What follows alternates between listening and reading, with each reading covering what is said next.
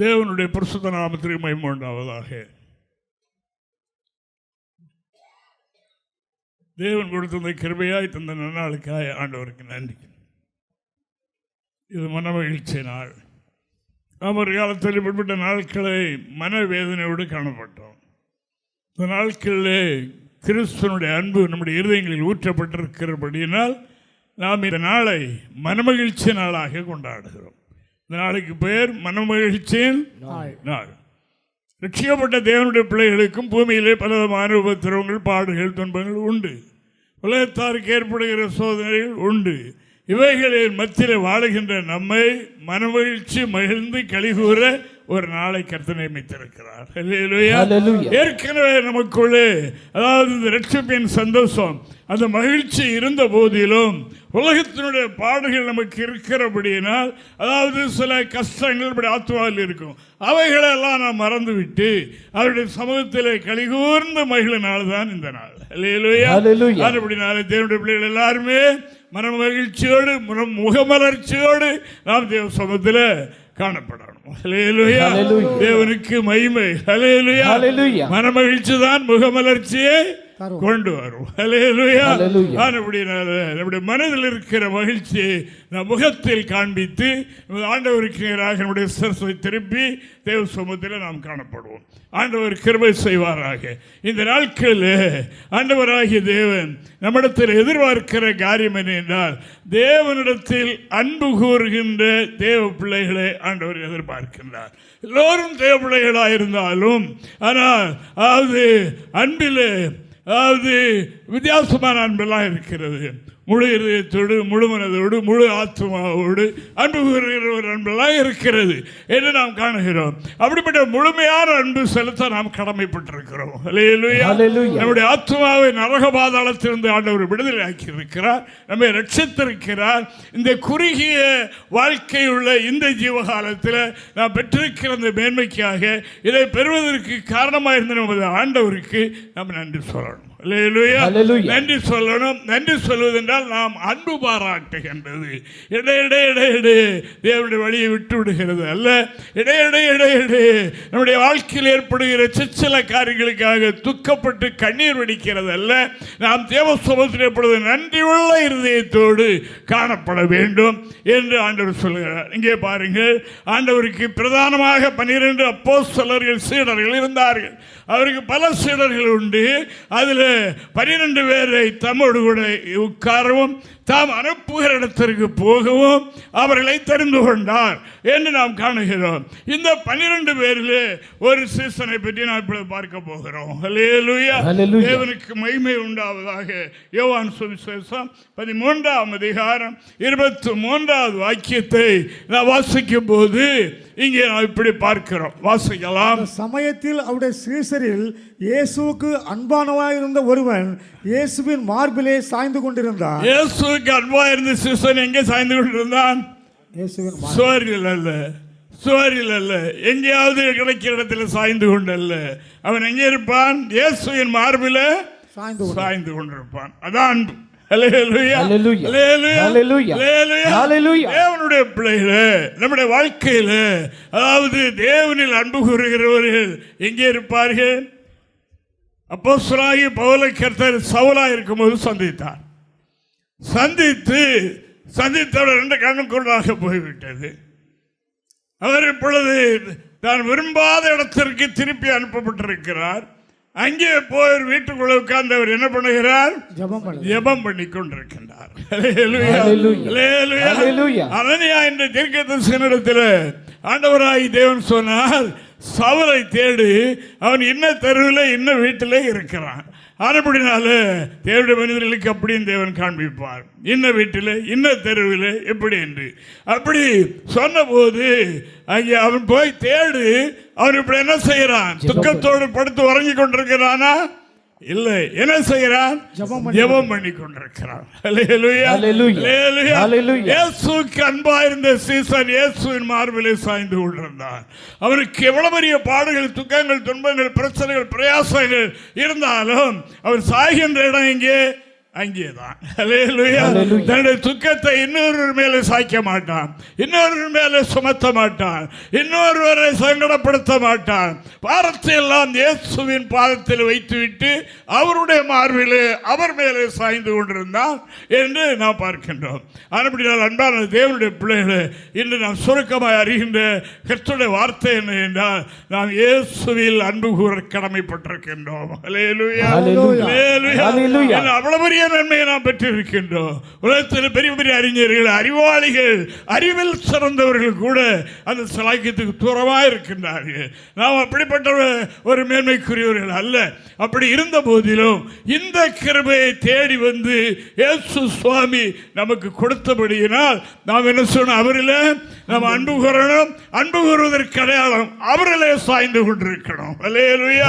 கிடைக்கிற நேரங்கள் எல்லாம் அவருடைய பாதத்தை நாம் தேட வேண்டும். நம்முடைய கடமைகள் போக மீதி நேரங்களில் இயேசுவின் பாதத்தை அணுக வேண்டும் என்று இறைவாக்கு சொல்லுகிறது. அதற்காக தேவனுக்கு நான் நன்றி செலுத்துகிறேன். உபாகம புத்தகத்தில் நான் இப்படி ஒரு சம்பவத்தை பார்க்கிறோம். பாருங்க, உபாகம 6ஆம் அதிகாரம் 5-6 வசனங்களை வாசிக்கும் போது அன்பில் எத்தனை வகை இருக்கு பாருங்க. அதாவது ஆலயத்துக்கு வரும்போது ஒரு அன்பு, ஜெபம் பண்ணும்போது ஒரு அன்பு, மற்ற நேரம் உலகத்தில் உள்ளவைகளிலும் அன்பு கூர்ந்து விடுகின்றோம். அல்லேலூயா. உலகத்தில் அன்பு கூறுவதிடத்தில் என்ன? பிதாவின் அன்பு இல்லை. அதாவது கொஞ்சம் கொஞ்சம் அன்பு இருக்குது, கொஞ்சம் அன்பு இருக்குது. ஆனால் இப்படி இருக்கிற நம்முடைய அன்பு வாசிங்க. நீ உன் தேவனாகிய கர்த்தரிடத்தில் உன் முழு இருதயத்தோடும் உன் முழு ஆத்துமாவோடும் உன் முழு பலத்தோடும் அன்பு கூறுவாயாக. தேவனுக்கு மகிமை உண்டாவதாக. எப்படி அன்பு கூறுவோம்?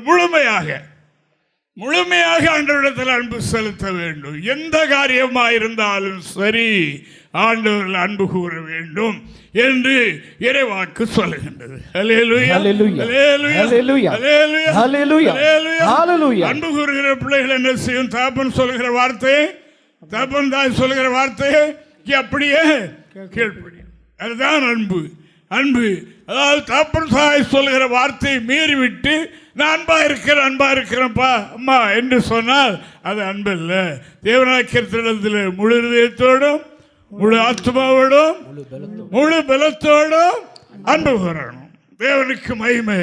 முழுமையான அன்பு இயேசுவில் செலுத்த வேண்டும் என்று இறைவாக்கு சொல்லுகிறதற்காக ஆண்டவருக்கு நன்றி. யோவான் 14ஆம் அதிகாரத்தில் அந்த அன்பை பற்றி சொல்லியிருக்கு பாருங்க. அன்பு கூறுவது என்றால் என்ன? யோவான் 14:23 நாம் இங்கே வாசிக்கலாம். அவனுக்கு பிரதியுத்தரமாக ஒருவன் என்னில் அன்பாயிருக்கிறேன் என்று சொல்வானானால், அன்பாயிருந்தால் அவன் என் வசனத்தை கைக்கொள்ளுவான், அவனில் என் பிதா அன்பாயிருப்பார், நாங்கள் அவனிடத்தில் வந்து அவனோடு வாசம் பண்ணுவோம். தெய்வீகத்தின் முழுமை பிதா குமாரன் பரிசுத்தாவி என்ற தெய்வீகம் முழுமையானது என்று நாம் அறிவோம். அதுபடினால இந்த தெய்வீகம், இந்த கடவுளுடைய, இந்த தேவனுடைய முழு பிரசன்னமும் நம்மிலே வந்து நம்மோடு கூட தங்க வேண்டும் என்றால் என்ன செய்ய வேண்டுமா? தேவனாகிய கர்த்தருடைய வார்த்தைக்கு கீழ்ப்படியணும். ஒருவன் என்னிலே அன்பாயிருக்கிறேன் என்று சொன்னால் அவன் கற்பனைகளை, என்னுடைய கட்டளைகளை, என்னுடைய வசனங்களை அவன் கை கொள்ளும் போது, என்னுடைய சுத்தத்தை அவன் செய்யும் போது என்ன செய்வோம்? நாங்கள் வந்து அவனிலே வாசம் பண்ணுவோம் என்று இறைவாக்கு சொல்லுகின்றது. அவரோடு வாசம் பண்ணா இவர் எங்க இருப்பார்? தேவனோடு தான் இருப்பார். எப்பவும் தேவனோடு தான் இருப்பார். முழங்கால் போட்டு ஜெபம் பண்ணுகிற நேரம் மட்டுமல்ல, எப்பொழுதும் அவர் தேவனோடு தான் இருப்பார். வேறு ஒன்றிலே அவர் நேசம் வைக்க மாட்டார், வேறு ஒன்றிலே அன்பு வைக்க மாட்டார், தகாத அன்பு வைக்க மாட்டார், தகாத எண்ணம் கொள்ள மாட்டார். அவர் அப்படி இருப்பார் என்றால் அவர் என்ன இல்லை? பிதாவின் அன்பு இல்லை. ஒரு மனிதன் உலகத்தில் உள்ளவைகளிலும் அசுத்தத்திலும் தேவனுக்கு பிரியமில்லாதவைகளிலும் தேவ சுத்தத்துக்கு மாறாக ஒன்றிலே அன்பு வைப்பானால் அவரில் என்ன இல்லை? பிதாவின் அன்பு இல்லை. தேவனுக்கு மகிமை. அப்படினால இயேசுவுக்கு இருந்த 12 சீடர்கள் தான். அதில் ஒருவருக்கு எல்லாருக்கும் பேர் உண்டு, எல்லா சீடர்களுக்கும் பேர் உண்டு. இந்த அன்பா இருந்த சீசருக்கு ஒரு பேர் உண்டு. ஆனால் அவரை பற்றி எழுதுகிற இடத்துல எல்லாம் அன்பா இருந்த சீசன் என்றே எழுதியிருக்கிறதை காணுகின்றோம். தேவனுக்கு மகிமை. எல்லார் பேரை போல இவருக்கு யோவான் என்ற ஒரு பெயர் உண்டு என்று நாம் காணுகின்றோம். ஆனால் அப்படி சொல்லாமல் அன்றைய வார்த்தை என்ன சொல்லுகிறது என்றால், அதாவது இயேசுவுக்கு அன்பாயிருந்த சீசன் என்று அவர் அழைக்கப்படுகின்றார். தேவனுடைய பிள்ளைகளே, நாமும் கர்த்தருடைய பிள்ளைகளாக இருக்கிறோம். நம்ம ஒவ்வொருவரை பற்றியும் ஆண்டவர் எனக்கு அன்பாயிருந்த மகன், என்னுடைய அன்புள்ள மகள் என்று சொல்லும் அளவுக்கு நாம் இருக்க வேண்டும். இதான் கர்த்தர் என்று எதிர்பார்க்கிற காரியம். பரிசுத்தாய் பெற்ற எல்லாரை பற்றியும் சொல்லவில்லை, இந்த 11 சீசரை பற்றியும் சொல்லவில்லை. இந்த ஒரு சீசனை மட்டும்தான் அன்பா இருந்த சீசன் என்று சொல்லுகின்றார் என்று நாம் காணுகின்றோம். அப்படி என்றால் நீங்களும் நானும் எப்படி இருக்கிறோம், எப்படி இருக்க வேண்டும் என்று யோசியுங்கள். தேவனுக்கு மகிமை உண்டாவதாக. பரிசுத்தாய் பெற்றிருக்கலாம், பிரியரசரே மக்களாய் நாம் இருக்கலாம். ஆனால் நம்மை பார்த்து கர்த்தர் சொல்ல வேண்டும், என்னுடைய மகனை இப்பொழுது தேடு, என்னுடைய மகளை எப்பொழுது தேடு. அவர்கள் தகாத இடங்களில் நேரம் போக்க மாட்டார்கள், அவர்கள் என்னுடைய கற்பனைப்படி நடக்கின்றவர்கள், அவர்கள் இப்பொழுது ஜெபம் பண்ணுகின்றான், ஜெபம் பண்ணுகிறார்கள் என்று சொல்லணும். தேவனுக்கு நம்முடைய ஊழியக்காரத்தில் சொல்லணும், போய் நேரம் பாரு, அவர் ஜெபம் பண்ணி கொண்டிருக்கிறார், பாரத்தோடு ஜெபம் பண்ணுகிறாள், பாரத்தோடு ஜெபம் பண்ணுகிறான், நீ போய் ஆறுதல் சொல்லு என்று சொல்லணும்.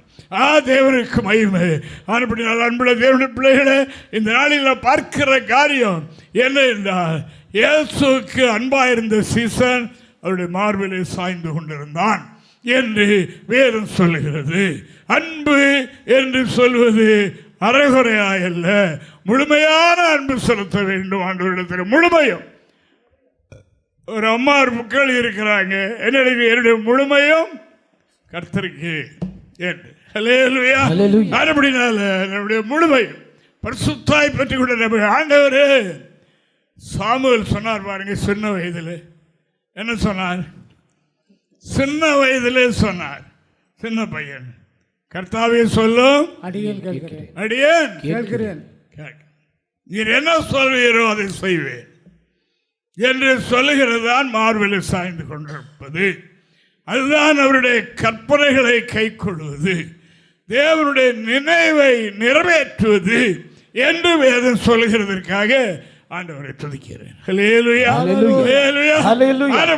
இயேசு மேல் வைக்கிற அன்பு என்ன என்றால், அவருடைய வசனத்தை, அவருடைய கட்டளைகளை, அவருடைய கற்பனைகளை கை கொள்வது.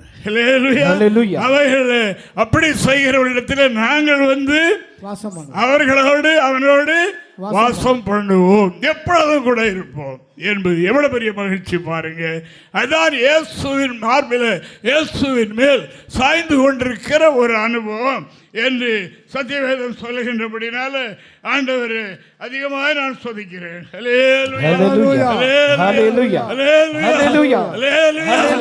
அன்பு என்றால் என்ன?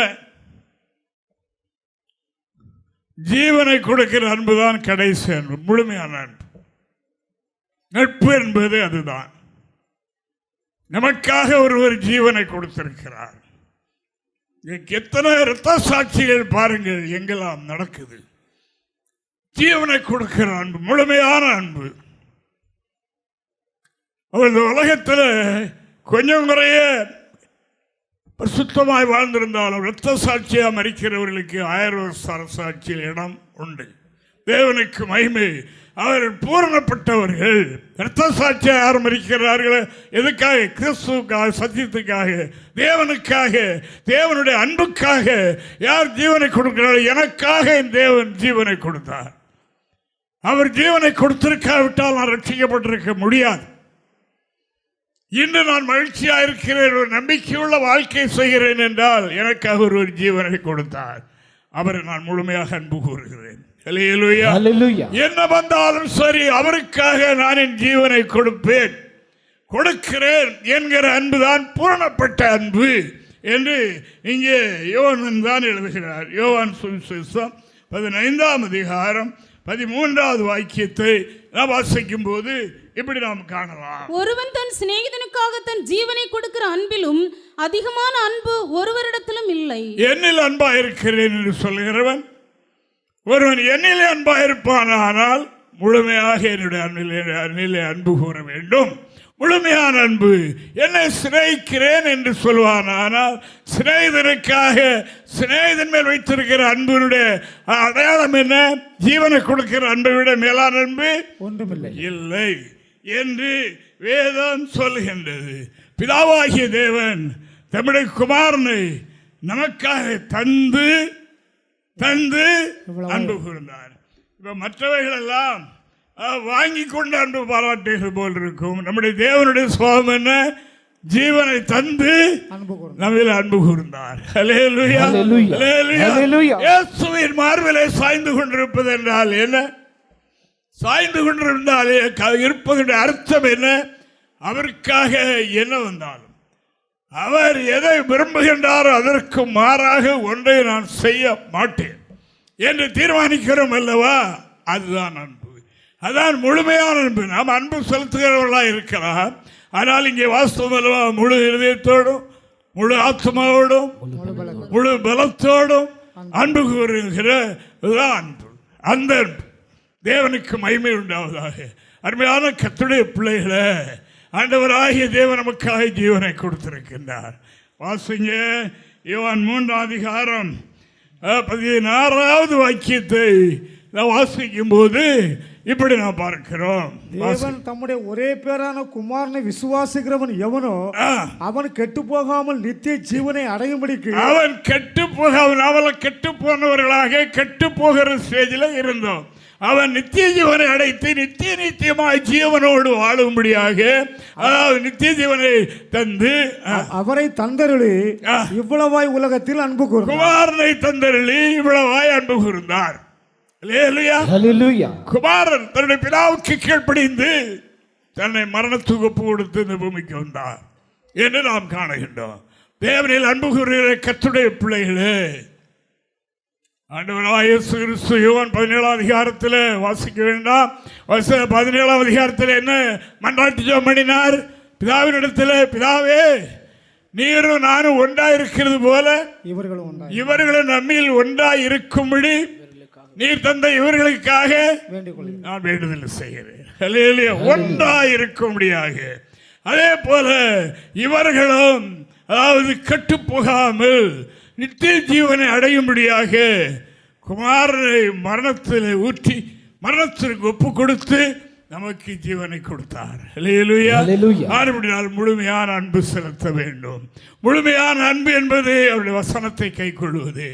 முழுமையான அன்பு என்பது அவருடைய கட்டளைகளை நிறைவேற்றுவது. முழுமையான அன்பு என்பது நம்முடைய வாழ்நாள் காலங்களில் அவர் எதை வெறுக்கிறாரோ அதை வெறுக்கிறதோ, எதை விரும்புகிறாரோ அதை விரும்புவதோ அன்பு என்று வேதம் சொல்லுகிறது. நான் புதிய எருசலேமுக்கு தான் போறேன், நான் புதிய எருசலேம் ஆத்துமாதான், அதல்ல. அதாவது அங்கே சொல்லப்படுகிற வசனங்களை, அங்கே கொடுக்கிற கற்பனைகளை, கட்டளைகளை கை கொள்ளுகிறீர்களா? அதுதான் தேவ அன்பு என்று இறைவாக்கு சொல்லுகின்றது. நாம் மனுமக்களாகிய நாம் கெட்டு போகாமல் நித்திய ஜீவனை அடையும்படிக்காக யாரை தந்தார்? குமாரனை தந்தார். எவ்வளவு பெரிய காரியம் பாருங்க. தேவனுக்கு மகிமை. குமாரனை தந்தார். குமாரன் அதற்கு தன்னை ஒப்பு கொடுத்தார். உலகத்தை அவர் சிநேகித்தார், நேசித்தார். நேசித்தபடினாலே நேசத்திற்கு அடையாளம் ஜீவனை கொடுப்பது. ஆனபடினால் அவர் ஜீவனை கொடுத்ததினால இன்றைக்கு நம்ம எல்லாருக்கும் மீட்பு உண்டாயிற்று. இதை நாம் மறந்து விடவே கூடாது. எப்பொழுது மனதில் வைத்துக் கொள்ள வேண்டும். அடிக்கடி நம்முடைய சகோதர சகோதரிகளிடத்தில் சொல்லுகிற காரியம் அதுதான். இந்த உலகத்தில் தான் தாய் தகப்பன், தாத்தா பாட்டி, நண்பர்கள், உறவினர்கள், கணவன் மனைவி, பிள்ளைகள் என்பது இந்த சொற்ப வாழ்க்கைக்கு மட்டும்தான், அங்கே கிடையாது. ஆண்டவரிடத்திலே கேள்வி கேட்டான் ஒரு மனிதன். கேள்வி கேட்டான். என்ன கேள்வி கேட்டான்? நீர் உயிர்த்தெழுதல் உண்டு என்று சொல்லுகிறீரே, பழைய ஏற்பாடு சொல்லுகிறது, ஒருவன் ஒரு பெண்ணை கட்டி இறந்து போய்விட்டால் அடுத்த சகோதரன் அந்த பெண்ணை கட்டணும், அவனையும் இறந்து விட்டால் அடுத்த சகோதரன். இப்போ எவ்வளவு ஞானமாக கேட்குறான் பாருங்க. அவர் எவ்வளோ ஞானம் உள்ளவர் என்று அவனுக்கு தெரியுமா? தெரியாது. அவர் அதை விட ஞானத்தின் உறைவிடமாச்சுது. அவனுக்கு மனிதனுக்கு கொடுத்திருப்ப போது ஒரு குருவி மூளை கூட கிடையாது. அவர் கடலளவாய் மணலளவாய் மலையளவாய் அது வர்ணிக்கவே முடியாது. அப்படிப்பட்ட ஞானமுள்ள தேவன். கேட்டான், ஆண்டவர் சொன்னார், உயிர்த்தெழுதலும் மரித்தோரின் உயிர்த்தெழுதலை பற்றி நீ அறியாமல் இருக்கிறார். அங்கே கொள்வனையும் இல்லை, ஒன்றுமில்லை. அங்கே எப்படி இருப்பாங்க? தேவ தூதர்களை போல் இருப்பார்கள். அப்படிப்பட்ட ஒரு வாழ்க்கைக்கெல்லாம் வானமே அழைத்திருக்கின்றார். அப்படினால் அன்பான தேவனுடைய பிள்ளைகளை இயேசுவில் அன்பு கூற வேண்டும். செகண்ட், மற்ற அன்பெல்லாம் இரண்டாவது. அன்பு செலுத்தணும். கணவன் மனைவியிடத்தில் அன்பு செலுத்தணும், மனைவி கணவனிடத்தில் அன்பு செலுத்தணும், பிள்ளைகளிடத்தில் பெற்றோர்கள் அன்பு செலுத்தணும், பிள்ளைகள் பெற்றோரிடத்தில், இதெல்லாம் பிரமாணம், வசனம். ஆனால் முழுமையான அன்பு எங்கே? அங்கே. மீட்கப்பட்ட தேவனுடைய பிள்ளைகள் உலகத்திலும் உலகத்துள்ளவைகளிலும் அன்பு கூறாதீர்கள், அவைகளில் ஒன்றும் இல்லை. அதில் அன்பு கூர்ந்தால் அப்படிப்பட்டவர்கள் மேல் பிதா அன்பா இருக்க மாட்டார். பிதாவினிடத்தில் அன்பா இருக்கிறவர்கள் அவருடைய மார்பிலே சாய்ந்திருப்பார்கள் என்று வேதம் சொல்கின்றபடினால் ஆண்டவரே நான் சோதரைகள். இங்கே ஒரு சீசனிடத்தில் கேட்கிறார் பாருங்க, சீமோனே, யோனாவின் குமாரனாகிய சீமோனே, நீ மற்றவர்களை பார்க்கிறீர்கள் அன்பா இருக்கிறாயா என்று கேட்டார். ஒரு தடவை கேட்டு விடவில்லை, 3 தடவை கேட்டார். ஏன் கேட்டார் என்பதை நாம் அறிவோம். வாசிங்க, தேவனுக்கு மகிமை. யோவான் 21ஆம் அதிகாரம் 15வது வாக்கியம். அவர்கள் போஜனம் பண்ணின பின்பு இயேசு சீமோன் பேதுருவை நோக்கி, யோனாவின் குமாரனாகிய சீமோனே, இவர்களிலும் அதிகமாய் நீ என்னிடத்தில் அன்பா இருக்கிறாயா என்றார். மற்றவர்களை பார்க்கில் என்னிடத்தில் அன்பா இருக்கிறாயா என்று கேட்டார். அதற்கு அவன், ஆம் ஆண்டவரே, உம்மை நேசிக்கிறேன் என்பதை நீர் அறிவீர் என்றான். அவர், என் ஆட்டுக்குட்டிகளை மேய்ப்பாயாக என்றார். தேவனுக்கு மகிமை. 3 தடவை கேட்டார். ஆமாண்டவரே, ஆமாண்டவரே என்றார். 3வது கேட்டுடனே அவருக்கு மனதில் வேதனை உண்டாயிற்று. ஆண்டவர் திரும்ப திரும்ப கேட்கின்றாரு, எல்லில் அன்பா இருக்கிறாயா, இருந்தாயா என்று கேட்கிறார். 3 தடவை இவர் இயேசுவை மறுதலித்தார். சேவல் கூவுவதற்கு முன்னால் என்னை 3 தடவை மறுதலிப்பா என்று சொல்லி இருந்தார். இவர் 3 விஷயம் இயேசுவை மறுதலித்தார். ஆனபடினாலே அந்த குற்றத்தை உணர்த்தி அவனுக்கு பொறுப்பை கொடுப்பதற்கு முன்னால், அவனுக்கு ஆசீர்வாதத்தை கொடுத்து அவனுக்கு அவனை மேன்மைப்படுத்துவதற்கு முன்னால், தன்னுடைய பொறுப்பை அருள்வதற்கு முன்னால் என்ன கேட்டார்? அன்பா இருக்கிறாயா, அன்பா இருக்கிறாயா, மற்ற எல்லாரை பார்க்கலாம் அன்பா இருக்கின்றாயா என்று கேட்டார். ஆண்டவரே, நீர் அதை அறிவீர். அவர் அன்பா இருக்கிறவர் தான். அந்த சந்தர்ப்பத்தில் மனுஷியத்தில் அதுதான்.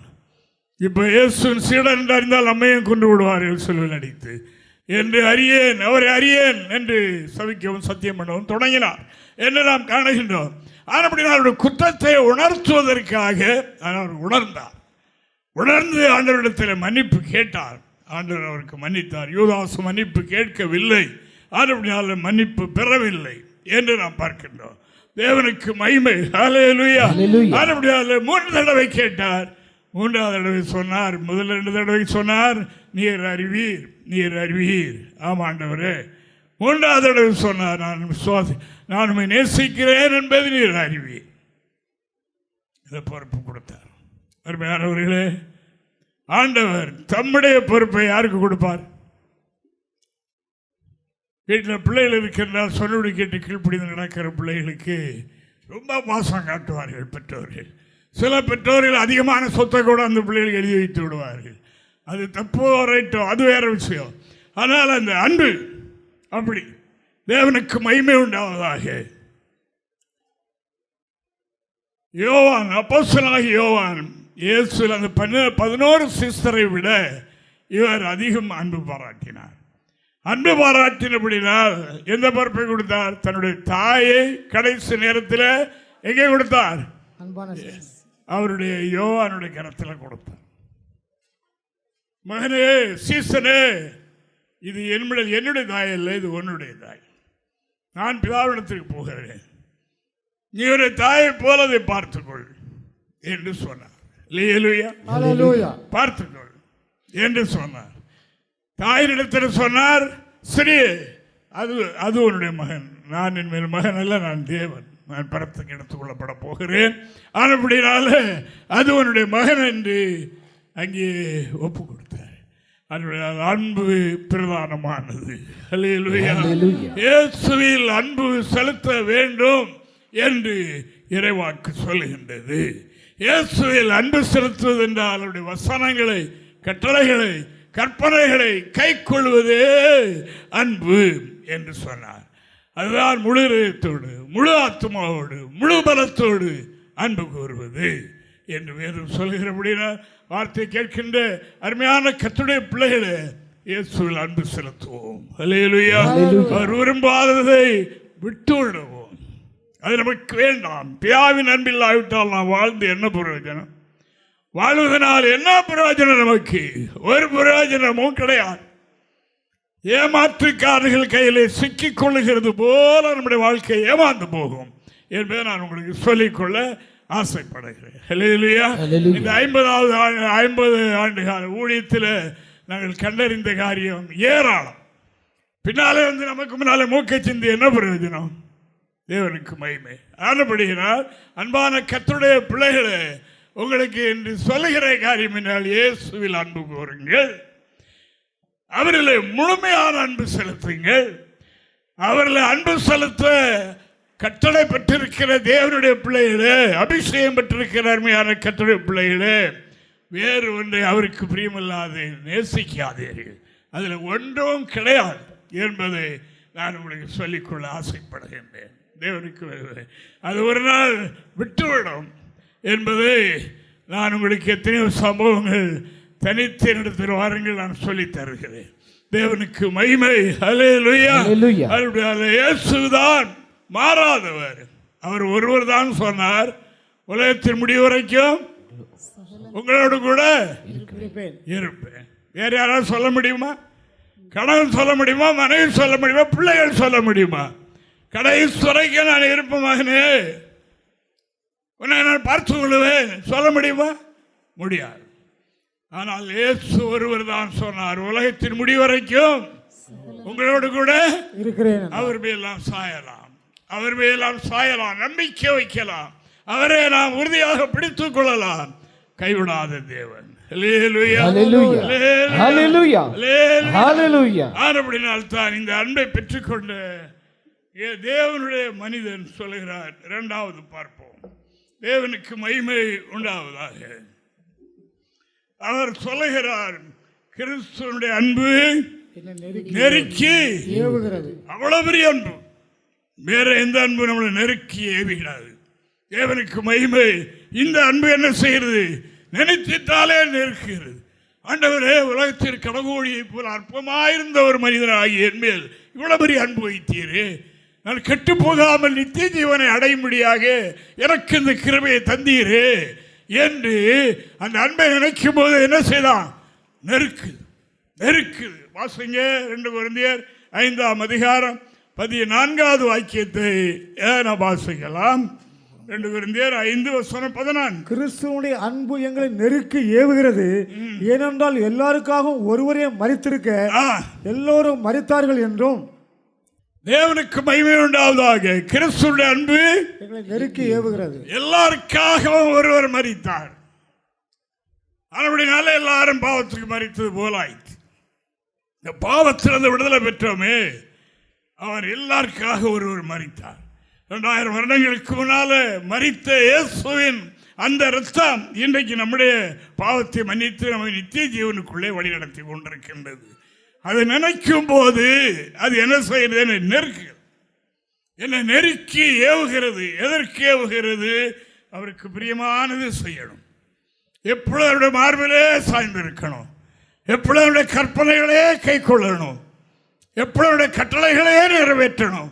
அவருடைய உள்ள நமது மூலம் கொஞ்சமோ நொந்து விடக்கூடாது என்று அவருக்கு நெருக்கி கொண்டிருக்கிறது என்று வேதம் சொல்லுது. அன்பான கர்த்தருடைய பிள்ளைகளே, நாமும் கிறிஸ்துவனுடைய அன்பை அடிக்கடி தியானிப்போம். ராபோஜனம் திருவந்தெடுக்கும் போது மட்டுமல்ல, எப்பொழுதும் நமக்கு இந்த உலக நேசம், உலக சிநேகம், உலக அன்பு நம்மை நெருக்க வரும்போது, நம்மளை தேடி வரும்போது இந்த அன்பு நம்மளை நெருக்கட்டும். எனக்காக ஒரு அன்பு பாராட்டி இருக்கிறாரு. அவர் மூலமாக அல்லவா நான் பாதாள குழியிலிருந்து விடுதலையாக இருக்கின்றேன். நித்திய ஜீவனுக்கு நியமிக்கப்பட்டிருக்கிற இந்த கிருபை அவருடைய அன்பினால் அல்லவா எனக்கு கிடைத்தது என்று எண்ணி அந்த அன்பு நம்மை நெருக்கட்டும். நம்மை சுற்றிலும் அந்த அன்பு நம்மை நெருக்கட்டும். அப்படி என்றால் மற்ற அன்பு நம்மை விட்டு போய்விடும். மற்றெல்லாம் போலி அன்பு, போலி அன்பு. அதுபடினால அருமையான கர்த்தருடைய பிள்ளைகளே, போலி அன்பில் மயங்கி விடாதீர்கள்.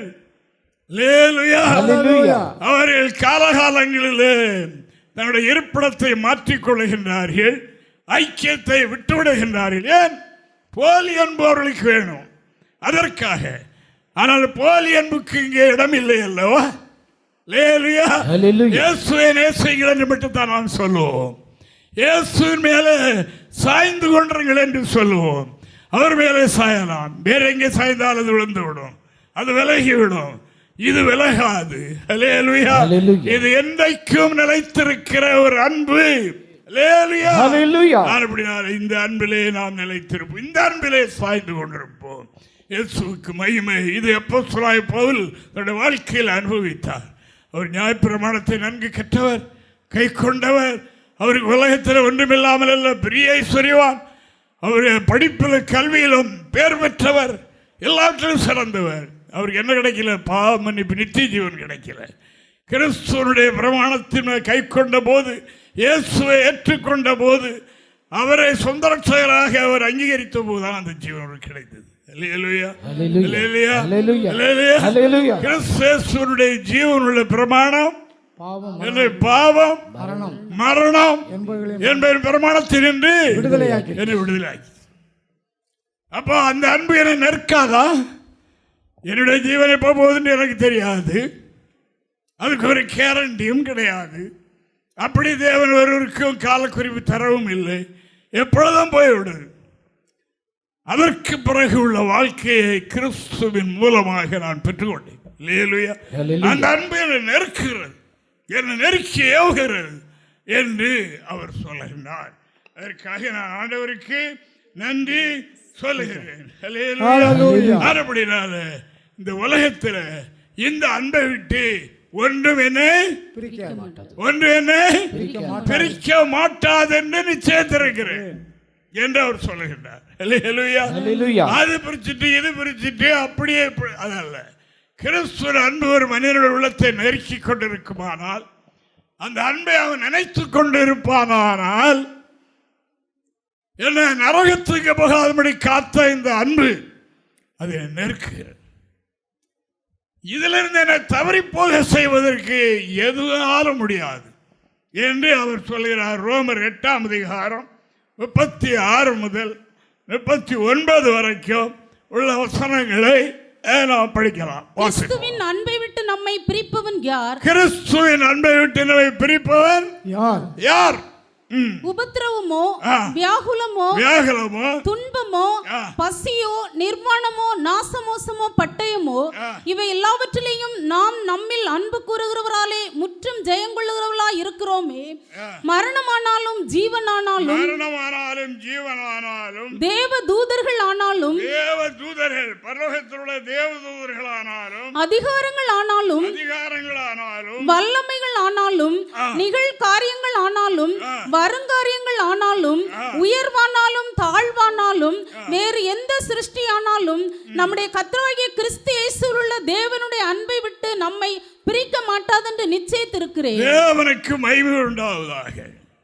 உலகத்தில் ஒரு மனிதனை நெருக்கக்கூடிய எத்தனை உண்டு அத்தனை சொல்லிவிட்டார். இவை அத்தனையும் என்னுடைய வாழ்க்கையில் ஏற்பட்டாலும், ஏன்னா கிறிஸ்துவின் அன்பல்லவா நெருக்குகிறது. கிறிஸ்துவனுடைய அன்பு அந்த பாசம் இவருக்குள்ளே நெருக்கி கொண்டிருக்கிறபடினால இவர் சொல்லுகிறார், அதாவது இப்படிப்பட்ட எவையானாலும் சிலருக்கு தாழ்வுல கிறிஸ்துவ மறுதளித்து விடுவார்கள், சிலர் உயர்வு வந்து விட்டு மறுதளித்து விடுவார்கள். ஆனால் தான் சொல்லுகிறார், உயர்வோ தாழ்வோ கிறிஸ்துவ அன்பை விட்டு என்னை பிரிக்காது. என்று சொல்லுகின்றார். இவைகளுடைய முடிவெல்லாம் இதுதானே. ஆனபடினால் இவைகள் என்னை பிரிக்காது. இவை எல்லாவற்றிலும் நாம் நம்மில் அன்பு கூறுகிறவராலே முற்றும் ஜெயங்கொள்கிறவராக இருக்கிறோம். நம்மில் ஒரு அன்பு கூறுகின்றார். அவருடைய அன்பு நம்மோடு கூட இருக்கிறது. அந்த அன்பின் மூலமாக இவைகள் எல்லாவற்றையும் நாம் ஜெயிக்க முடியும். நம்மால் முடியாது, நம்முடைய பலத்தினால முடியாது. இதில் தான் நான் ஏர் விழுந்து போகிறது. ஆனால் தேவனுடைய அன்பு ஒரு மனிதனை நெருக்கும். ஆனால் அந்த அன்பை மறக்காமல் இருப்பான். ஆனால் அதாவது நான் இந்த விடுதலை, இந்த கிருபை எப்படி, எங்கே, எப்படி பெற்றேன், அறிந்து கொண்டேன் என்றவைகளை ஞாபகத்தில் வைத்திருக்கிறவர்கள் ஒருபோதும் எந்த சூழலில் கிறிஸ்துவனுடைய அன்பை விட்டு, கிறிஸ்துவனுடைய மார்பிலை சாய்ந்து கொண்டிருக்கிற அந்த அனுபவத்தை விட்டு பிரிக்க என்று எனக்குள்ளே சிலர் சொல்வார், இப்படி நான் வந்தது அதில் நான் விழுந்து போகவில்லை, அது ஒரு அனுபவம் தான். ஆனால் இவர் இதெல்லாம் எதிர்பார்த்திருக்கிறார். இவைகளெல்லாம் ஏற்பட்டாலும் கிறிஸ்துவனுடைய அன்பை விட்டு பிரிக்க மாட்டார். பழையபடி பாதாளத்துக்கு போகவா? அந்த பாதாளத்திலிருந்து என்னை அவரல்லவா விடுதலை ஆக்கினார். அவரல்லவா மரித்திருந்த ஆதாமின் சந்ததியாகிய என்னை, அவரல்லவா ஜீவனுள்ள தேசத்திற்கு என்னை ஆளாக்கினார். அவரல்லவா ஜீவனை கொடுத்த அந்த தூயாவி எனக்கு தந்தார் என்ற அந்த நெருக்குதல் ஒரு மனிதனிடத்தில் இருக்கும்போது இவையெல்லாம் ஏற்பட்டாலும் கிறிஸ்துவோட அன்பை விட்டு என்னை பிரிக்க மாட்டாது என்று அணை போட்டு வச்சு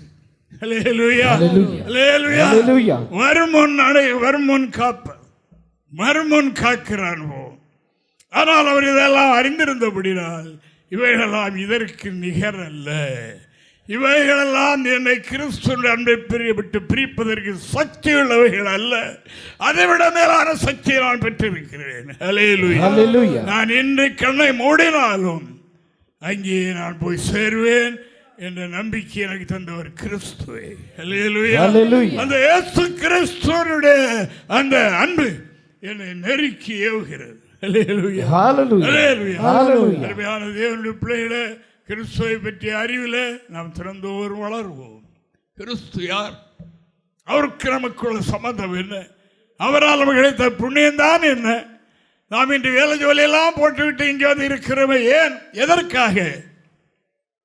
சரியாக நமது உணர்ந்து கொள்ளும் போதுதான் நாம் தேவ சமூகத்திலேயும் இருக்க வேண்டிய பிரகாரம் இருப்போம். தேவனை துதிக்கும் போது நாம் வாயை மூடிக்கொள்ள மாட்டோம். துதிக்க வாய், என்னுடைய வாய் விரைவாய் எழுதினுடைய எழுத்தாணி, நான் சுழல்கிறது கர்த்தரை துதிக்க என்று சொல்கின்றார். ஆனபடியினால் அருமையான கர்த்தருடைய பிள்ளைகளே, நாம் அப்படிப்பட்ட நிலை அடைந்து கொள்வோம். கர்த்தரை ஆசீர்வதிப்பார். யோபு சொல்லுகிறார் பாருங்க, யோபுக்கு வந்த எல்லா சோதனைகளின் மத்தியிலேயும் அவருடைய நோக்கமெல்லாம் கிறிஸ்துவனுடைய வழியை விட்டுவிடக்கூடாது, அவரை வேதனைப்படுத்தி விடக்கூடாது. சாத்தானுடைய திட்டம் எல்லாவற்றையும் எடுத்து விடுவோம், தூசியானோ பார்ப்போம் என்றுதான் சவால் விட்டிருக்கிறான் ஆண்டவரிடத்தில். ஆண்டவர் சொன்னார், எதுவுமே அவன் என்னை தூசிக்க மாட்டான் என்று. இப்படிப்பட்ட நிலையில் தான் சோதனை அவருக்கு வந்திருக்கிறது. சோதனை என்றால் பயங்கரமான சோதனை. மாற்றி மாற்றி நண்பா, அருமையான நண்பர்கள் வேலை, அதாவது ஊர பொண்ணில் வேலை எடுத்து குத்துற மாதிரி அப்படியெல்லாம் பண்ணாங்க. நிதானமாய்ப்பவர் சொன்னார். கடைசியில் அவருடைய சரீரத்தினுடைய அவயமாகிய மனைவி வந்தார்கள். அவர்களும் சொன்னார்கள், சாத்தான் சாத்தான் அப்படி வர்றான். எப்படி சொன்னாங்க? அது ஜீவனை விடும் என்று சொல்லாம மட்டும் சொல்லாம தேவனை தூசித்துட்டு ஜீவனை விடும். ஜீவனை அவன் வேலை தானே, சாத்தானுடைய வேலை தேவனை தூசிக்கணும். தேவனை துதிக்கிற இவர்கள் வாயினால தேவனை தூசிக்கணும் என்பதுதான் சாத்தானுடைய வேலை என்று நாம் காணுகின்றோம். தேவனுக்கு மகிமை உண்டாவதாக. அருமையான கர்த்தருடைய பிள்ளைகளே, யோபு தன்னுடைய சோதனை காலத்தில் எல்லாம் நிதானமாய்ப்பதன் சொன்னார். மனைவியை கூட தகாத விடுவார்த்தை சொல்லி ஏசவில்லை. அப்படி சொன்ன போதிலும் எவ்வளவு பெரிய நன்மை கற்றுதலை பெற்றிருக்கிறோம், போ என்று சொல்லவில்லை. பைத்தியக்காரி பேசுகிறது போல பேசுகிற மாதிரி பேசுங்க. பைத்தியக்காரி என்றும் சொல்லவில்லை. பைத்தியக்காரி பேசுற மாதிரி பேசுறியே. தேவனுடைய கருத்து நன்மை பெற்ற நாம் தீமைகளை அனுபவிக்க வேண்டாமா என்று சொன்னார். ஹல்லேலூயா. அந்த யோபு சொல்லுகிறார் பாருங்க. யோபு 27ஆம் அதிகாரம் 5வது வாக்கியத்தை வாசிக்கலாம். நீங்கள் பேசுகிறது நீதி என்று நான் ஒத்துக்கொள்வது எனக்கு தூரமாய் இருப்பதாக என் ஆவி பிரியும் மட்டும் என் உத்தமத்தை என்னை விட்டு விலகு. எதுவரைக்கும்? ஆவி பிரியும் மட்டும். பவுல் சொன்னார் இதெல்லாம் வந்தாலும் கிறிஸ்துவ நம்மை விட்டு பிரிக்காது. இப்ப இவர் என்ன சொல்லிட்டார்? ஆவி இருக்க வரைக்கும் தானே பேசும். இந்த ஆவி பிரிக்கிறது வரைக்கும் அங்க போட்டார். அதுக்கிடையில நீங்க என்னதான் போட்டு உருட்டினாலும் சரி கிறிஸ்துவை தூசிக்க முடியாது. ஆவி பிரிய மட்டும் உத்தமத்தை என்னை விட்டு விளக்க மாட்டேன். எனக்கு உத்தமத்தை கற்று தந்த உத்தமரை நான் வெறுக்க மாட்டேன், அவரில் அன்பு கூறுவேன் என்று சொன்னார். யோபு, அப்போஸ்தலனாகிய பவுல், தேவனுடைய மனிதர்கள் அப்படித்தான் இருந்தாங்க. அப்படினால் அருமையானவர்களே, தேவ மனிதர்கள் சொன்னது போல கிறிஸ்துவோட அன்பு நம்ம இருக்கட்டும். நம்முடைய ரத்தம் எல்லாம் கெட்டு போயிட்ட போது ஒரு வீட்டில் ஒரு பையனுக்கு, ஒரு வாலிப பையனுக்கு சோமில்லை. அப்போ ஹாஸ்பிட்டலில் கொண்டு போகும்போது அவனுக்கு பிளட் ஏற்றணும், ரொம்ப கவுண்டிங் கம்மியாக இருக்கு. அதனால் பிளட் ஏற்றினா அவன் பிழைச்சிக்கிடுவான். உங்கள் பேங்கில் இல்லை, நீங்கள் வீட்டுக்காரங்கெல்லாம் வாங்க, உங்களுடைய ரத்தங்களை செக்அப் பண்ணுவோம், பண்ணி யாருடைய ரத்தம் மேய்ச்சா இருக்கோ அதை அவனுக்கு கொடுப்போம் என்ற போது ஒருவருடைய ரத்தம் மேய்ச்சி இல்லை, ஒரு பாட்டியினுடைய ரத்தம் மேய்ச்சார். அப்போ பாட்டியை கூப்பிட்டு, பாட்டி இப்படி உங்கள் பேரன் உயிரோடு பிழைக்கணுமானா உங்கள் ரத்தத்தை அவனுக்கு கொடுத்துட்டா அவன் பிழைச்சி விடுவான். ஐயோ என்ன செய்வதியா, அவன் தலைவிதி, அவன் சாகத்தான் வேணும், நான் என்ன பண்ண முடியும், அதுக்கு ஏன் ஜீவனை கொடுக்க முடியுமா? சாக போகிற பாட்டி. லேலுயா, நீ உன்னுடைய ரத்தத்தை கொடுத்தால் உன்னுடைய பேரன் பிழைச்சிடுவான். அம்மா என்ன சொல்றாங்க? அவன் தலைவிதியை சாகத்தான் செய்யணும், நான் என்ன செய்யறது, நான் சாக முடியுமா அதுக்காக? இதைத்தான் மனிதர்கள் சொல்லுவார்கள். நெருங்கி வரும்போது இதைத்தான் சொல்லுவார்கள். அருமையான கர்த்தருடைய பிள்ளைகளே, அருமையான தேவனுடைய பிள்ளைகளே, மறந்து விடாதீர்கள், கிறிஸ்துவை மறந்து விடாதீர்கள். கிறிஸ்துவை அறிந்து கொண்ட அடைந்து கொண்ட இடத்தை மறந்து விடாதீர்கள். தேவனுக்கு மகிமை. அப்படித்தான் இருக்குது. அப்படித்தான் இருந்தால் அது ஒரு நாள் நம்மை தலைகளை தூக்கி போட்டுரும். தேவனுக்கு மகிமை உண்டாவதாக. ஆனபடியால் கிறிஸ்துவில் நாம் நிலைத்திருப்போம். இவர்களெல்லாம் சொன்னது போல கிறிஸ்துவனுடைய அன்பை விட்டு என்னை பிரிக்காது. எவைகளும் கிறிஸ்துவனுடைய அன்பை விட்டு என்னை பிரிக்காது. நான் உயிர் போக, என்னுடைய உயிர் போக வரைக்கும் என்னுடைய உத்தமத்தை காப்பேன். உத்தமத்தில் உறுதியாக. இதுதான் இன்று ஆண்டவர் தேடுகின்ற காரியம். தேவனுடைய பிள்ளைகளே, இந்த வாழ்க்கை குறுகிய வாழ்க்கை, நாம் இதில் மாதிரியாயிருப்போம். மூன்றாவது 1 தீமோத்தேயு 4ஆம் அதிகாரம் 12வது வாக்கியத்தை நாம் வாசிக்கலாம். அப்போஸ்தலனாகிய பரிசுத்த பவுல் தீமோத்தேயுக்கு நிருபம் எழுதும் போது அவர் இப்படி எழுதுகிறார். உன் இளமையை குறித்து ஒருவனும் உன்னை அசட்டை பண்ணாதபடிக்கு நீ வார்த்தையிலும் நடக்கையிலும் அன்பிலும் ஆவியிலும் விசுவாசத்திலும் கற்பிலும் விசுவாசிகளுக்கு மாதிரியாயிரு. மாதிரியாயிரு, அன்பிலும். இத்தனையும் சொல்லிக் கொண்டு வரும்போது அன்பிலும் விசுவாசிகளுக்கு மாதிரியாய். அருமையான கர்த்தருடைய பிள்ளைகளே, தேவ அன்புக்கு நாம் மாதிரியாக இருக்கணும். எந்த சூழலிலேயும் நாம் கிறிஸ்துவனுடைய வழியை விட்டுவிடக்கூடாது. மாதிரி என்றால் என்ன? கிறிஸ்துவ அன்பு பெறுவதோடைய வசனத்தை கை கொள்வது. எந்த நிலையிலும் கிறிஸ்துவனுடைய வசனத்துக்கு மாறாக நம்முடைய வாழ்க்கையை விட்டுவிடக்கூடாது என்று ஆண்டவருடைய வார்த்தை சொல்லுகிறது. நாம் உயிரோடு பிழைத்திருக்கிறது, இதுவரைக்கும் இருப்பது கர்த்தருடைய கிருபை, அன்பு. அவருடைய அன்பு தானே. இந்த சுனாமி பீரியடில் எவ்வளவு பெரிய பெரிய மனிதர்கள்லாம் போட்டாங்க பாருங்க. நமக்கே ஆச்சரியமா இருக்கு.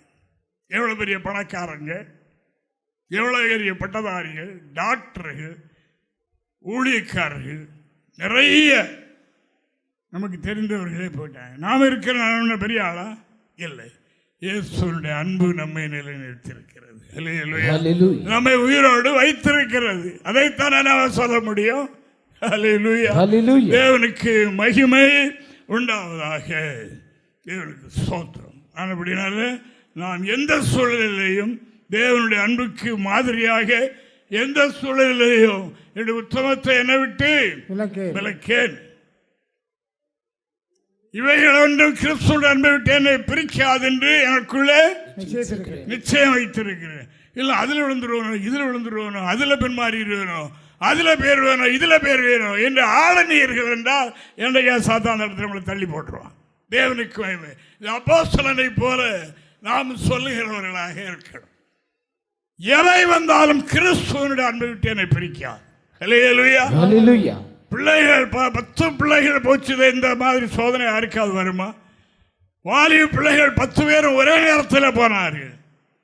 நிதானமாய் சொன்னார். கர்த்தர் கொடுத்தார், அவர் தானே கொடுத்தார். ஆனபடினால அவர்கிட்ட சடைய முடியுமா? எடுத்தார். கர்த்தருக்கு ஸ்தோத்திரம், கர்த்தருக்கு ஸ்தோத்திரம் என்று சொன்னார். அந்த பக்தன் தான் சொல்லுகின்றான், ஆவி பிரியும் வரைக்கும். அதான் மனைவி வந்து சொல்லல, தேவனை தூசித்தரும் இவ்வளவு நஷ்டம், இவ்வளவு பாடான என்மேனத்துக்கு இல்லை. வருவான் சாத்தான் யார் மூலமாகவும். சாத்தான் யார் மூலமாக நயவசனிப்பு பண்ணி உங்களுடைய ஆத்மாவை கெடுக்க வருவான். இடம் கொடுத்து விடாதீர்கள். தேவனுக்கு மகிமை உண்டாவதாக. இவை எல்லாவற்றிலும் நம்மிலே அதாவது அன்பு கூறுகிறவராலே ஜெயம் பெறுவோம். விழுந்து போக ஏதுவாயிருக்கிறவன் தன்னுடைய வீழ்ச்சியை இன்னொருவர் மேலே செலுத்துவான். அவர்களை சாதகமாக எடுத்துக்கொண்டு நம்முடைய கொள்கையை நிறைவேற்றலாம் என்று பார்ப்பான். மனதில் சொல்லணும், இயேசு நன்மை விட்டு என்னை பிரிக்காது, இயேசு நன்மை விட்டு பிரிய மாட்டேன் என்று சொல்லணும். அதான் இயேசுவின் அன்பு கட்டளைகளை கைக்கொள்வது, அவருடைய வசனத்தை நிறைவேற்றுவது இயேசுவின் அன்பு. அதை விட்டு என்னை பிரிக்காது. இவையெல்லாம் தற்காலிகமாய் கொடுக்கப்பட்ட உறவுகள், உலக சிநேகங்கள், இதெல்லாம் சாத்தானால் உண்டான உலகத்தில் உண்டானவைகள் என்று சொன்னார்கள் பக்தர்கள். நம்முடைய வாழ்க்கை அப்படி இருக்க வேண்டும் என்று ஆண்டவர் சொல்லுகிறபடியால் ஆண்டவரை நான் துதிக்கிறேன். தேவனுக்கு மகிமை உண்டாவதாக.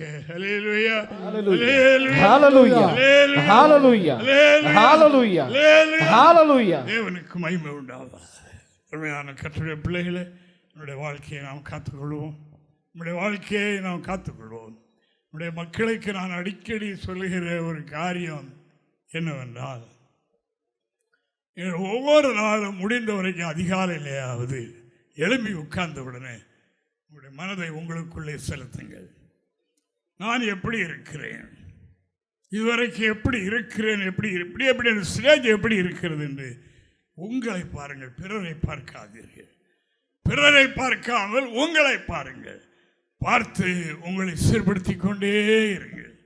அவர்கள் அப்படி, இவர்கள் இப்படி, இவர்கள் இப்படி என்று சொல்லுகிறது சாத்தானுடைய ஒரு வேலை. அது நம்மை வீழ்த்துவதற்கு சாத்தான் நடக்கிற ஒரு முயற்சி. பிறரை பார்க்க வைத்து, பிறருடைய குற்றத்தை பார்க்க வைத்து இவர்களை வீழ்த்துவது, இது இன்று நடக்கிற ஒரு பெரிய சாத்தானுடைய. அப்போஸ்தலன் சொன்னார், சாத்தானுடைய தந்திரங்கள் நமக்கு தெரியாதவைகள் அல்லவே. தந்திரம், சாத்தான் பல தந்திரங்களை கொண்டு ஆத்துமாக்களை நஷ்டப்படுத்த பார்ப்பான். இடம் கொடுத்துடாதீங்க. அதாவது நாம் நெருங்க நெருங்க நெருங்க நெருங்க இந்த இடத்துல தாழ்த்திடலாமா, இந்த இடத்துல தள்ளிடலாமா, இந்த இடத்துல தள்ளிடலாமா என்று அவன் பின்பற்றுவான். அவன் எப்படி அலைகிறானா, கர்ச்சிக்கிற சிங்கத்தை போல. எதுக்கு? யாரை? எவனை விழுங்கலாமோ கடிச்சு சாப்பிடுவதில்லை, முழுங்கிறது.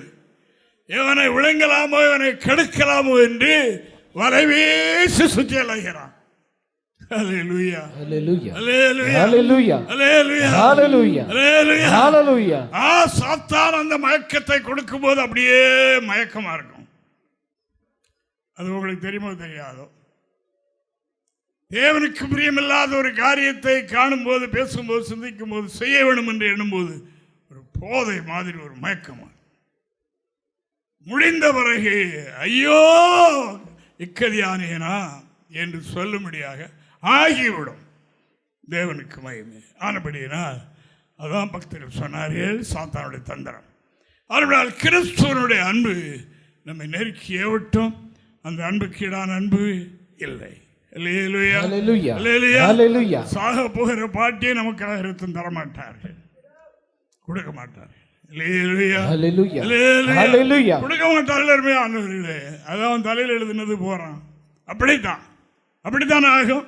ஆனபடியா நாம் இயேசு ஒருவர் தான் கடைசி வரைக்கும் முழுமையான அன்பு நம்மில் செலுத்தியவர். ஜீவனை கொடுக்கிற அன்பு முழுமையான அன்பு. அந்த அன்பு நம்மிலே அவர் செலுத்தி இருக்கிறார்.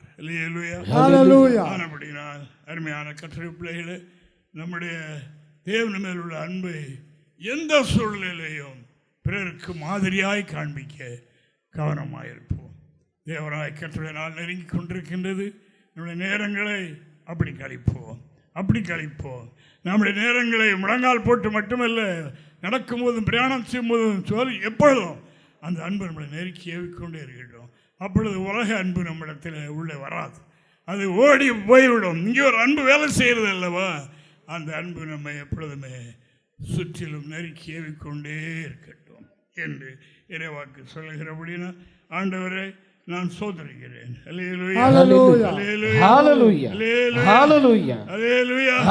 தேவனுடைய பரிசுத்த நாமத்திற்கு மகிமை உண்டாவதாக. கர்த்தரிலே நானும் அன்பு கூறுகிறேன் என்று சொல்லுகிறவர்களே ஒரு வசனத்தை கேளுங்கள். கர்த்தரில் ஒருவன் அன்பு கூறுகிறேன் என்று சொல்வானால் தீமையை வெறுத்து விட வேண்டும் என்று இறைவாக்கு சொல்லுகிறபடினால் ஆண்டவரை நான் சோதரிக்கிறேன். தேவனுக்கு மகிமை உண்டாவதாக. ரோமருக்கு எழுதின நிருபம் 13ஆம் அதிகாரம் 10வது வாக்கியத்தை வாசிங்க பார்ப்போம். அன்பானது பிறனுக்கு பொல்லாங்கு செய்யாது. அன்பு பிறருக்கு பொல்லாங்கு செய்யாது. தேவனுக்கு மகிமை உண்டாவதாக. அன்பு பிறருக்கு பிறருடைய வாழ்க்கையை கெடுக்காது. தேவனுடைய நாமத்திற்கு மகிமை உண்டாவதாக. பிறருடைய முன்னேற்றத்தை கெடுக்காது, பிறருடைய எதிர்காலத்தை கெடுக்காது. அன்பு என்பது அதுதான். நாம் தேவனில் அன்புடையவர்களாக இருப்போம். தேவனில் அன்பு உடையவர்களாக இருந்தால் தேவனுக்குரியவர்களையும் நாம் சிநேகிப்போம் என்று கர்த்தருடைய வார்த்தை சொல்லுகிறபடினா கர்த்தர் நம் அனைவரை ஆசீர்வதிப்பாராக.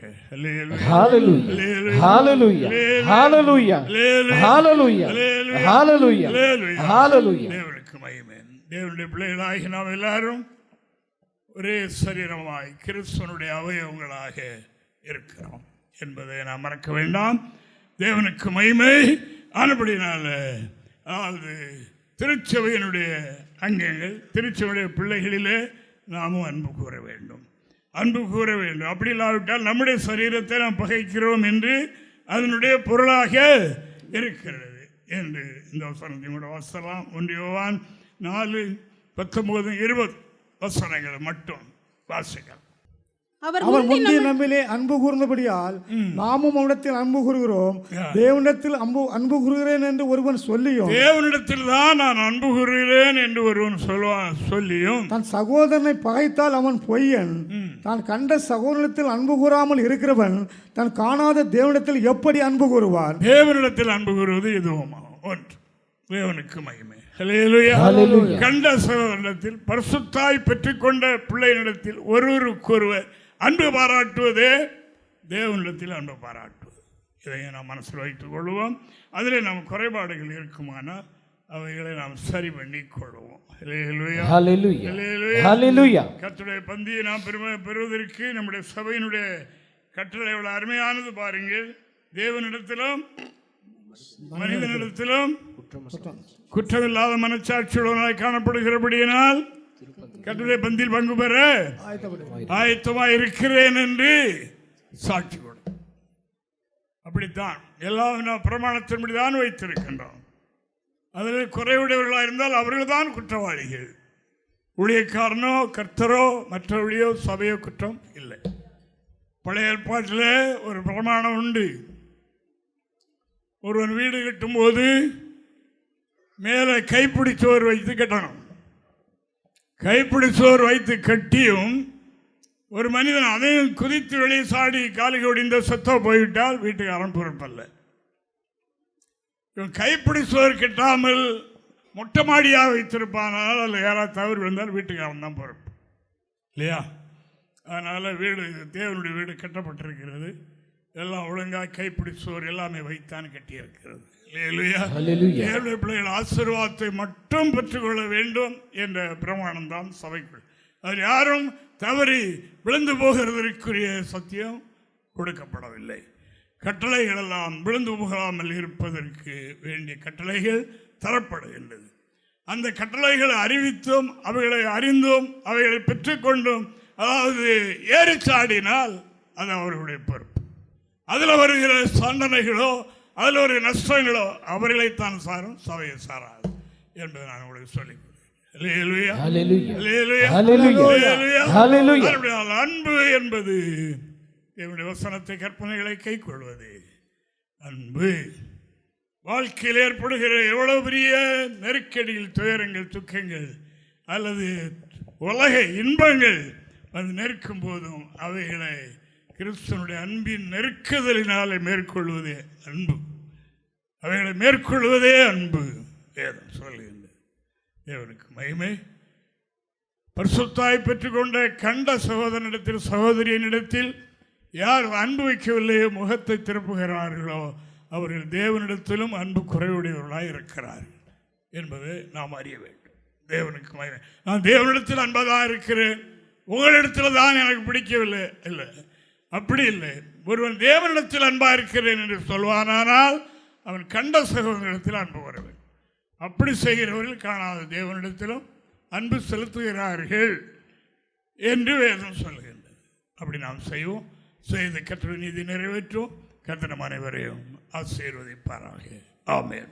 எங்களை தொடர்பு கொள்ள வேண்டிய முகவரி புதிய எருசலேம் சபை 3/248 தெற்கு சானல் கரை, அனந்தன் பாலம், சாலேம் நகர், ஆசாரிப்பள்ளம் போஸ்ட், நாகர்கோவில் 629201.